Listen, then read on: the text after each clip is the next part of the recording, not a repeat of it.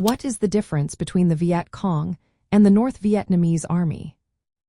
Have you ever wondered about the different roles in the Vietnam War? The Viet Cong and the North Vietnamese Army were both key players, but they operated in distinct ways. Let's break it down.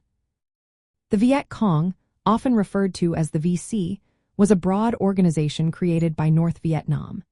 Its main purpose was to conduct an insurgency in South Vietnam. This group included various political and military components.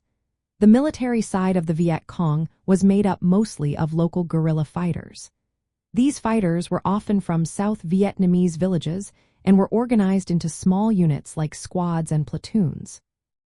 They used guerrilla warfare tactics, blending in with the local population. Their methods included sabotage, ambushes, and hit-and-run attacks. On the other hand, the North Vietnamese Army, also known as the People's Army of Vietnam, was the regular military force of North Vietnam. This army operated in larger formations, such as battalions and regiments. The North Vietnamese Army was equipped and trained like a traditional army. Its role was to support the Viet Cong by providing reinforcements and heavy weapons. They also coordinated large-scale offensives. While the North Vietnamese Army primarily consisted of soldiers from North Vietnam, there were also fighters from both North and South Vietnam involved in both forces. The main difference between the two lies in their nature and tactics. The Viet Cong were guerrilla fighters embedded within the South Vietnamese population. They used irregular warfare to undermine the South Vietnamese government and its allies. In contrast, the North Vietnamese Army was a conventional military force that engaged in more traditional warfare. They often crossed from North Vietnam to support the insurgency. Both forces were under the control of the Communist government of North Vietnam. They shared a common goal of unifying Vietnam under a communist regime. The Viet Cong represented the southern front of this struggle, mobilizing local support and conducting insurgency. Meanwhile, the North Vietnamese Army provided the backbone of the communist military effort with regular troops and larger-scale operations.